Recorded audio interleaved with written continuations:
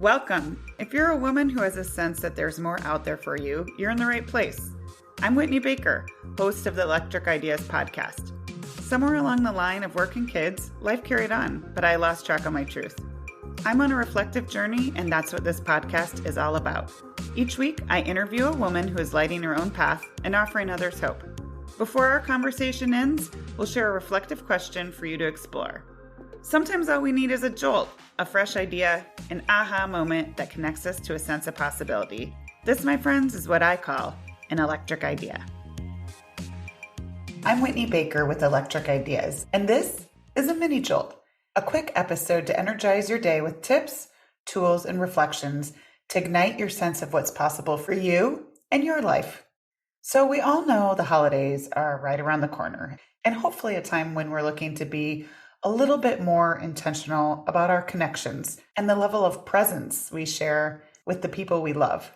Now, I recognize that every family or friend group has a totally unique blend of preferences and personalities, but today I want to speak from the heart with a couple of practices that might help you feel a little bit more present at these gatherings I know we all have coming, which in turn should allow us to leave some of these events perhaps with fuller hearts and a deeper feeling of satisfaction. So for ease, I'm just going to call these my 3 little secrets. Okay.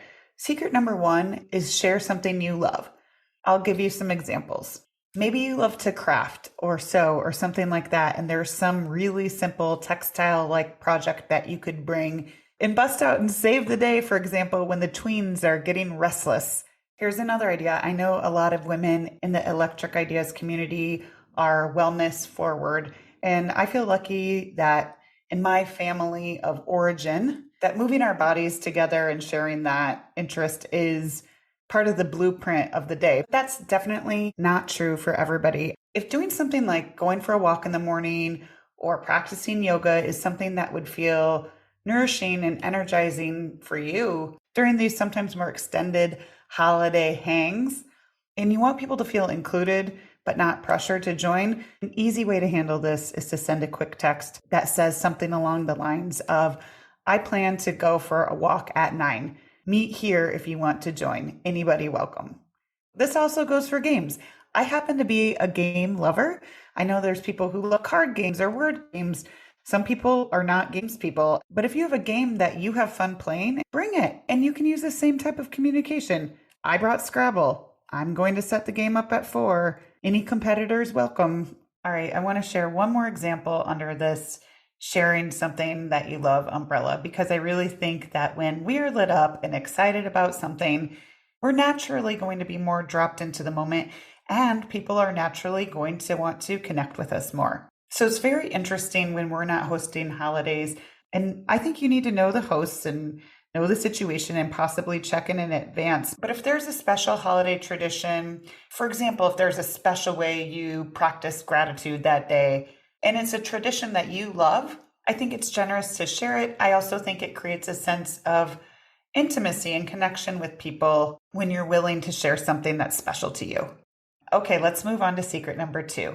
So again, I'm just speaking from the heart today, and this is something that's worked for me because I think it's really common that we build up these holiday parties and it's a little bit more glitzy and fun. And yes, they're fun, but sometimes we leave those exchanges feeling like we never actually connected with anybody meaningfully. And since my inspiration for this entire mini jolt was based on how we can feel more present and connected during all of these holiday festivities, I wanted to make sure I touch on this idea. So here's my solution. Commit to one meaningful one-on-one conversation in the first half of an event. I'm talking about events where there's more than just a handful of people here. This is a game changer because oftentimes there's kind of this energy of like maybe getting something to drink, getting a nibble, bopping around, feeling out the room, seeing who's there. Hi, greeting everybody. Before you know it, it's time to go home. So if you make an intention to have at least one good conversation during the first half of an event, you at least know you have that. Now, I hope you have many good conversations, but if I had to bet, there's one friend or family member at every gathering that you'd really like to catch up with at a little bit more than a surface level Or there's someone there who you barely know who might be really interesting, who you've never really had an opportunity to talk to. So this naturally bridges into secret number 3, which is to be interested and interesting. So I get it. Not everybody is up for a big deep sea when they're sipping champagne and trying out the dessert bar or whatever happens at these gatherings.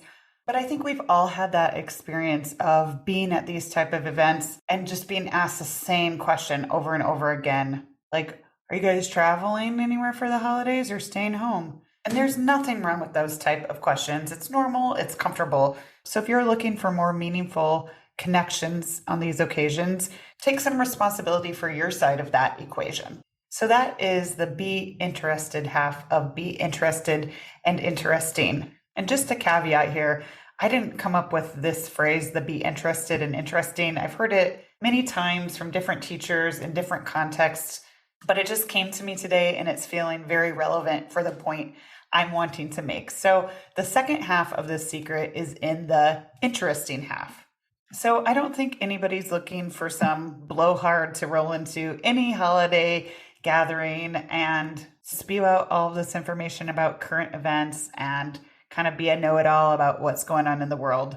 However, I do want to shout out the women in my audience who identify as caregivers, because I remember times when I had really little kids and I was trying to juggle work and home and kids, and simply getting out the door, either with the kids or without the kids, could prove to be an energy suck and depleting. So I'd get to some of these gatherings and be excited to have some adult conversations, and people would ask me something like, so what's going on with you? So in case you're in that phase and you want to talk to another adult about something outside of carpools or something like that, I recommend creating a little bit of buffer time for yourself within the week before an event to have some space for inputs that you personally find interesting.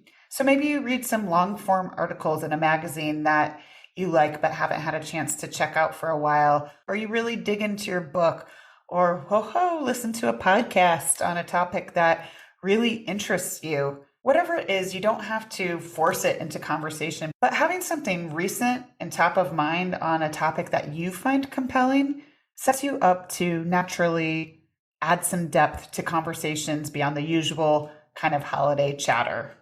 So by being more interested and interesting, you ultimately take responsibility for your contribution to a more engaging and memorable time with people. All right, that's what I wanted to share today. I'll give you a quick recap so that hopefully you can try out one of these secrets right away. So secret number 1 was share something you love.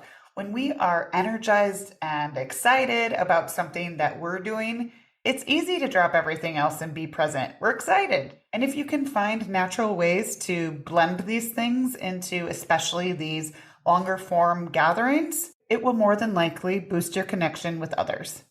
All right, secret number 2, commit to having a meaningful conversation with at least one person in the first half of the event. Again, at some of these bigger events, it's easy to end up just flitting around, dipping in and out of conversation, and then slipping out of your high heels at night, being like, who did I even talk to tonight? When you make it a point to prioritize having at least one good conversation first, then whatever else transpires is gravy. All right, and our final secret was be interested and interesting. If you're ever feeling a little uncertain or maybe a little nervous when you're going to these gatherings, I encourage you to completely shift away from that mindset of, oh, what will they think of me? Am I wearing the right thing? That sort of thing. And turn up the volume on your curiosity. Who can I catch up and connect with? What can I learn? I hope you can dial up the curiosity and look at things that way. And in turn, maybe dial down any self-doubt that it's normal kind of creeps up sometimes for people in these situations. And then the other side of that coin is to be interesting. And again, this isn't about putting pressure on yourself or trying to be the smartest person in the room. It's more about being humble enough to share something that maybe is kind of niche, that's interesting to you right now, and really giving someone a chance to have a conversation with you that delves beyond surface level. So I always end my episodes with a reflection, and I am not above a good pun, and I'm kind of giggling to myself about this one because when I was thinking to all of these festivities and how we can be more present and bright, which I know we all want to be at these holiday gatherings, I think everybody will be better served if you lose the expectations and instead take responsibility for your own energy. So ask yourself this: at your next holiday gathering, what will you bring to the table? All right, that's all for today. I hope you have an inspired day. I'm so glad you joined me today. If you're looking for more, feel free to connect with me on Instagram at @WhitneyWoman. And if you enjoyed the show, I invite you to support me by leaving a review or sharing it with a friend. Hope you have an inspired day.